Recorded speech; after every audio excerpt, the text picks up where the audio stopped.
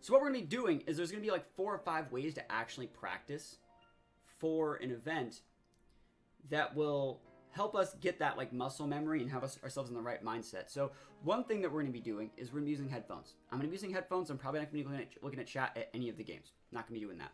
We're going to be taking like full notes. And what I mean by full notes is I'm going to write down literally, possibly anything that could ever have any value in the game. And this is something that a lot of people don't do, and they don't do correctly. And then we're going to be reviewing the notes and reviewing the games over and over and over again. Like, I wouldn't be surprised if we take an hour on one game and just break down everything. And then we're also going to be doing a couple other things. Notice that I'm wearing the exact thing that I'll be wearing at the event. This is just what I wear if I want to be warm. My next event is Charlotte. It might be a little bit cold. This is my jacket. This is my sponsor jersey. You want to recreate the exact situations in which you will be playing. Like, for example, if like you practice every single day in a long sleeve and you go to the venue and like it's freaking freezing, so you have to wear a jacket and you're shivering the whole time, that's going to mess up your mind state. You want to get the exact possible thing that you can. We're also going to be doing something that a lot of people I don't think do when they practice, and that's, we have a mask here. You may not think that having a mask on is a big deal, and I'm not one of those people that it's a big deal to have a mask on, because I don't want to get sick, and I'm happy that I'm not sick.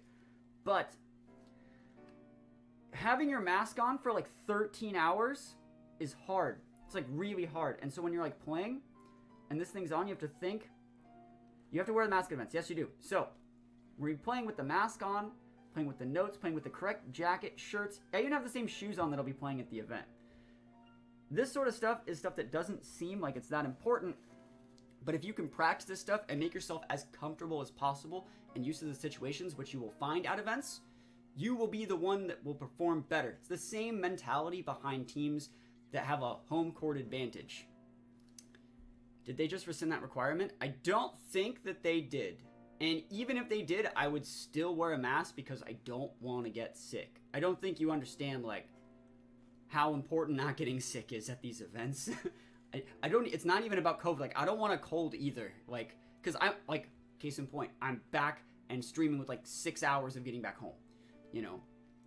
So I also don't want to get other people sick if I get sick. So yeah, I don't want to do that. So we're gonna be doing a really good job today. When's the next regionals? I think next regionals is Vancouver in 2 weeks. So we're gonna get up. I'm gonna show you guys how the team plays first before we even get into it, so you guys can see. I played 2 games with it. This is what the team does. This is 1330, pretty good player. I know who this is. They open team sheet here, and so they lead like Tusk Talonflame, and this is just one of our flowcharts. I think Cyclizar is probably the most slept on Pokemon that's ever existed in Scarlet and Violet, and this is going to show why.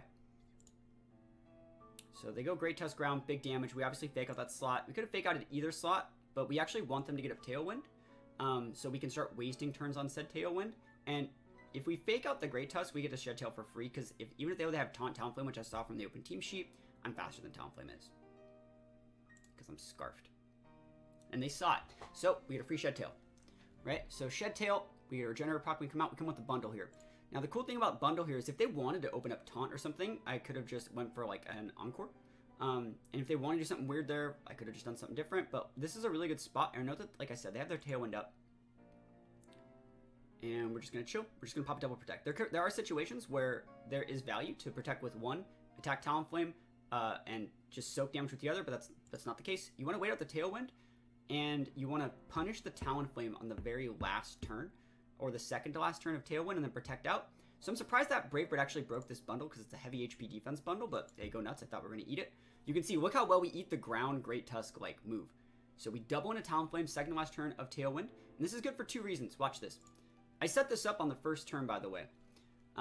So in this case scenario, Talonflame's down, right? And we're able to then have them bring out something else. And if I pop a Double Protect and they do something like a status move of some sort, I just Encore it, right? So if they don't 100% overcommit, overextend, I get to win. And even if they do overextend, I can still Encore you into something, pivot something in that stops the move they're going to use. Like, for example, like if you're going to go into like a close combat into something and I pop a Double Protect, I can then go Ghost Terra Encore into that and win.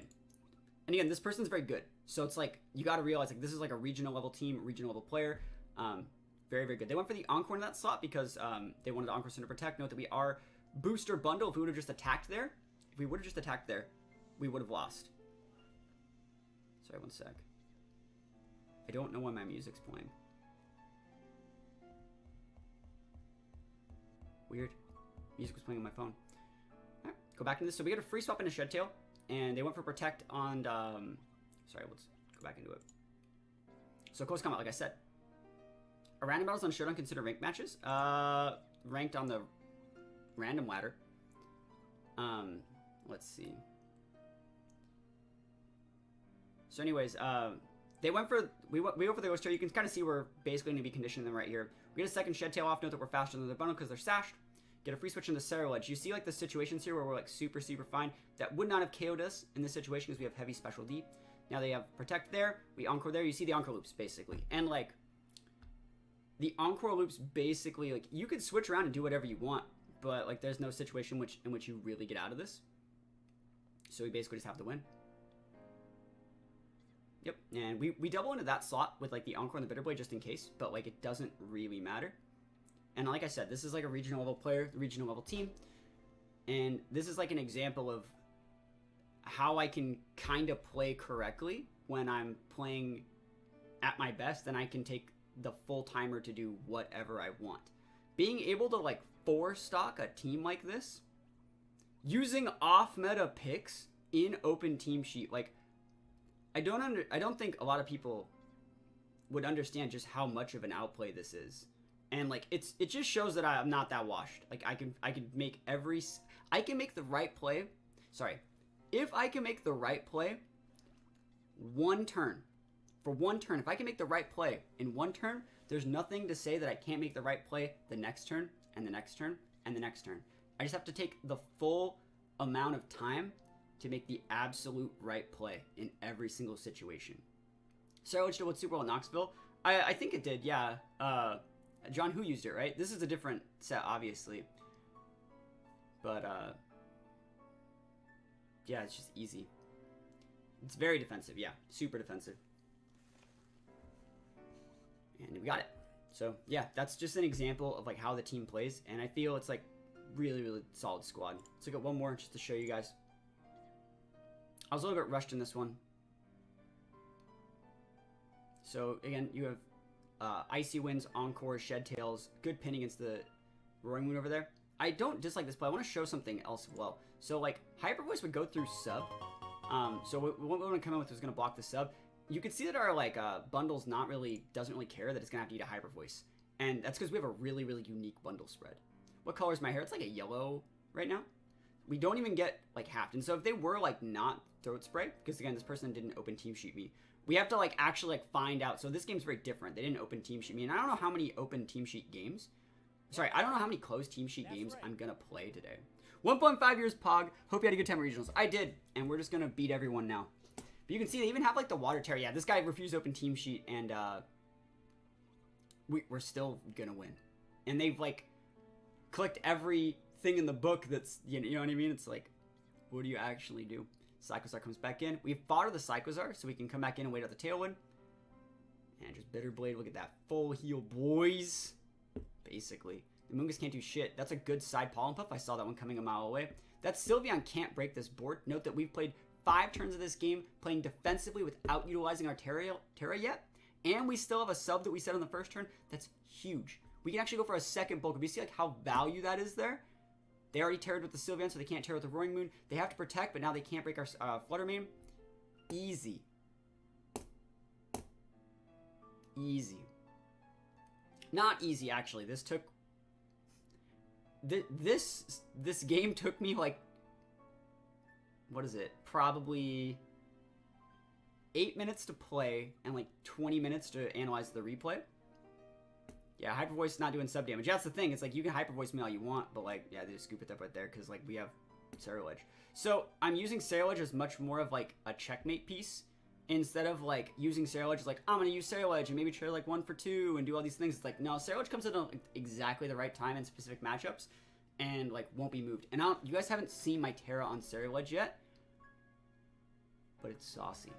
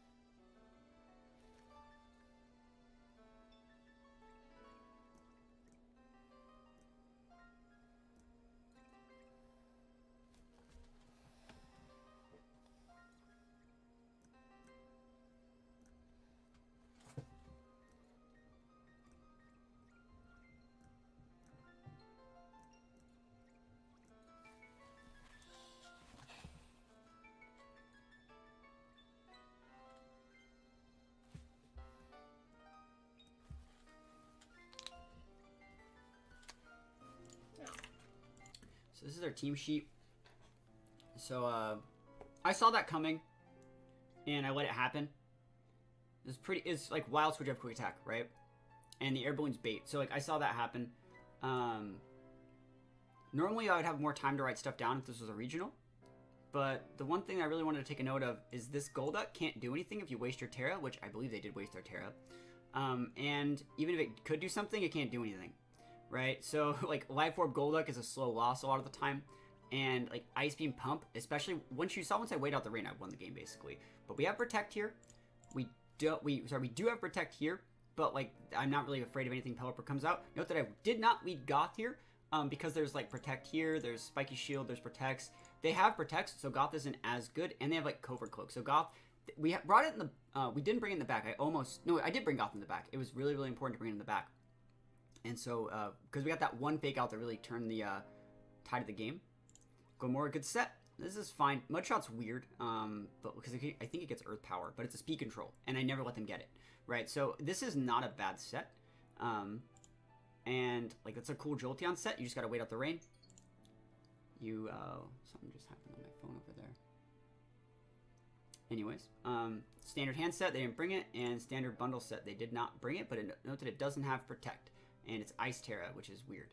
So what my flow chart is like, okay, I think I would really not want to deal with Hands Bundle, because I wrote that down as like something that could definitely happen. So like in game 2, if I was going to go back to look at my notes, I'd look at Hands Bundle.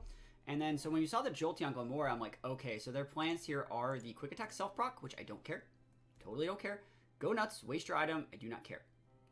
Or you swap out Glamora for Pelipper and Thunder my bundle, which is why I protected. So we go take a look at the replay here. And they open up Jolteon Glamora. We open up Bundle and Corv. And this is like, Corv is not a mon that I have a lot of experience with on this team yet, so I'm really happy that we are actually able to play this game. But like, Dragon Terra Corv does not care about anything those guys have. The Jolteon has Thunder, Shadow Ball, Glamora has like Mud Shots, and Poison moves and things like that, and Energy Ball, so it doesn't matter. So what we're going to be doing is using Bundle as like bait all game.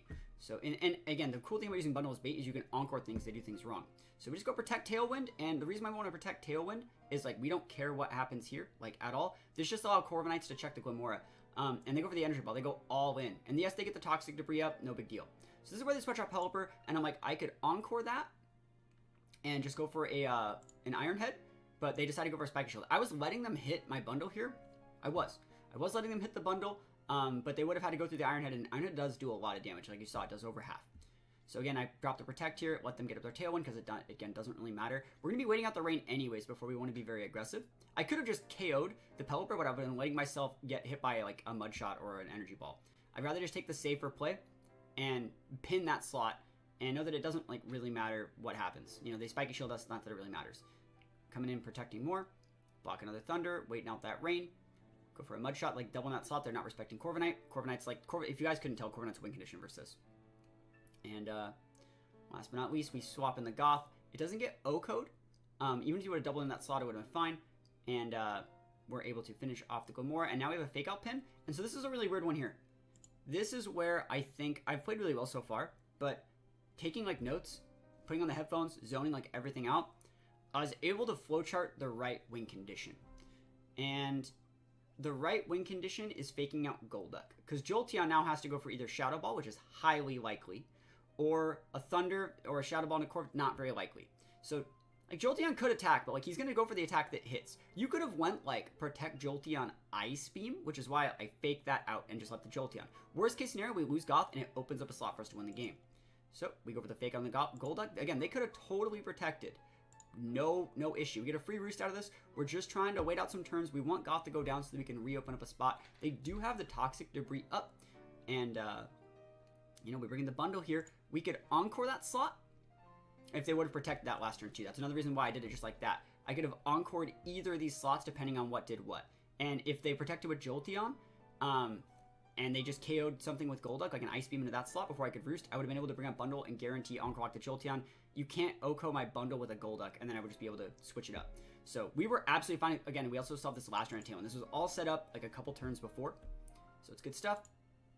And in this situation, now they go for the protect. We just go into the Jolteon slot. Absolutely fine. And if they would have protected Jolteon there, again, Golduck doesn't do anything. So you just want to hit the Jolteon. And once you do that much damage to Jolteon, this board doesn't have enough damage to deal with Flutter Mane. So it was set up the best that it could be. Doesn't really matter what you do here. You can Ice Beam me all you want. Even if you get the freeze, they're both within range. You have to take a Life Orb tick, which puts you within range of a guarantee low roll on the Dazzling Gleam and I take the win. So, obviously, not the best team. We're playing on like a fresh account at the bottom of the ladder. But, do we make any mistakes? No, we didn't. Did we learn some things? Yes. Do we figure out a way to use a Mon that we haven't really tested that many flowcharts out with and find a way to use a unique Terra in a unique way? Yes, this is definitely a win, and it's a great game.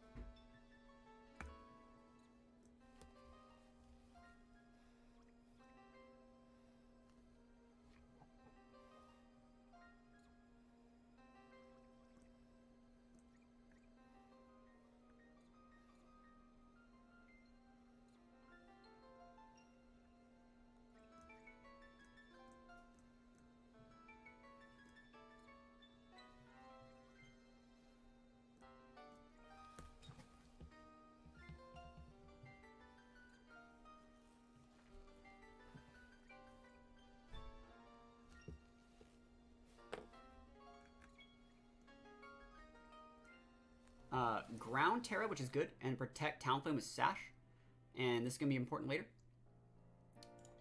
They have Specs Goldango, which is standard. Fairy Terra, which is weird. They have First Impression Standard Life Orb Moth. They have Cloyster with no Protect, and White Herb, so like that's a freaking thing. Give me just a sec here. And then the Mon that, I don't know if you guys saw, is this one. Choice Band Trick. And we just fucking dumpstered them based off how they played this. I think it's still personally worthwhile because it gives you chances to practice your flowcharts when you don't know what to do to get a higher point on ladder where people do open team. Okay, I'll play them then. But the thing is, he went Trick here. And so, the lead that they opened up with, which was this, our lead was perfect. It beat like basically everything that they had. Give me one sec. For some reason, my phone like is. My headphones keep picking up every time I say play, and they're like voice headphones. Do you guys know where this is going? They like play what I was doing.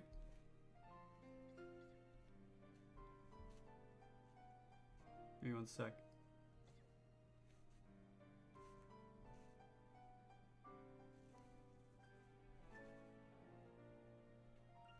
Anyways, you can tell in this situation, they could go Tailwind, but it doesn't get them anything here. They can't do anything in Cyclozar, period. The only thing they'd ever want to do is, like, go for, like, a big attack into that slot. So if we fake out this slot, we can let that Talonflame do literally anything. Absolutely free. Does not matter. They pop a Protect, like, thanks, buddy. So in this situation, I get a free Shed Tail. They can't stop the Shed Tail. I went into the Flutter I thought about going bundle, but I'm like, if they want to go Tailwind here, or basically this is also forcing them to go like Brave Bird attack into that slot, right? And so we know that we can just protect. There's the protect, and so I was really surprised to see protect plus the trick, and that would have, or sorry, Brave Bird protect. That makes sense that they actually did that, but like still, this is just an L for them, and this actually gives us the KO on the Talonflame and makes it so we can actually do a significant amount of damage to finish off the Talonflames. It's just great. It's just a great set of games. You can just, once the Grim locked in trick, we just won. We basically forced them to play a lot to overextend and then like massively punish them for it.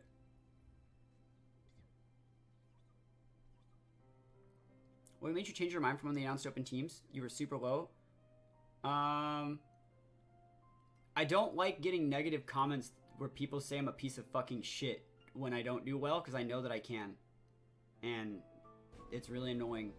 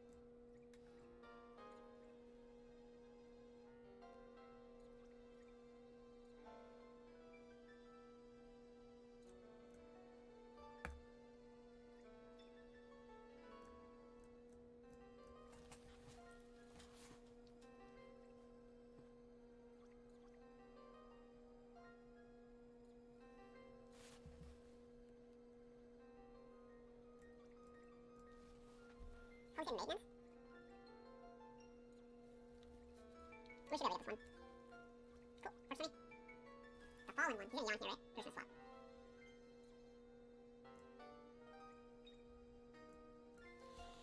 Could probably go into protect Torkoal, go after Flutter. Flying Terror, wow, okay. Yeah, absolutely fine.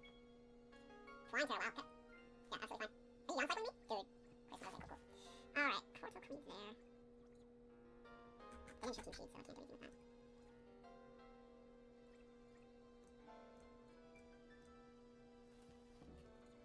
I changed the file background. It's complicated, but there's like edit settings up in the corner. That's not enough. Almost. I'm gonna yawn here. Oh, that'll work too. Alright, so that last one's Flutter.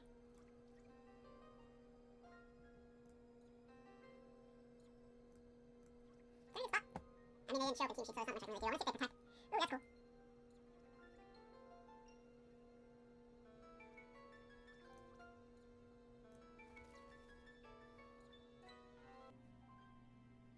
Yeah, so much damage, good stuff.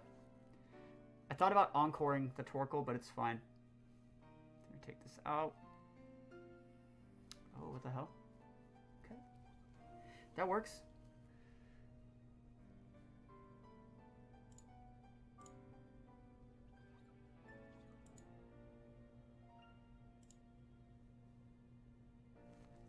Never lucky. Oh, here we go. Heat wave. Take it to a better night's sleep.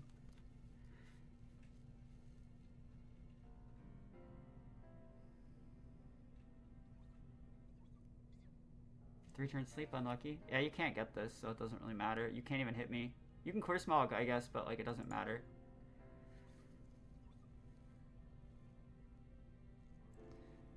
Yeah, I'll eventually just grind it out. He's gonna protect this turn. Yep, and then he'll just yawn me. So like, if this, and then he's gonna start clear Smog, so we might as well just like start doing this. Hey, he can't win though. He can't hit us. Clear Smog doesn't do enough, and like plus we have lefties. And that's another reason why we're bug instead of grass, cause like it just stops. Feel okay? I'm doing good, yeah.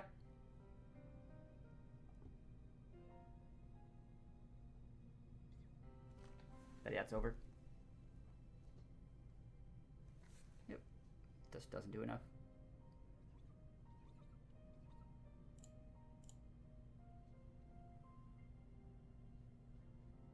Dude, he wants that damage. He's got 3-turn sleeps already. Yep, there we go. It's gonna be like a 3-shot. Yeah. But he doesn't have like lefties or anything, so there's no way he cuts out of there.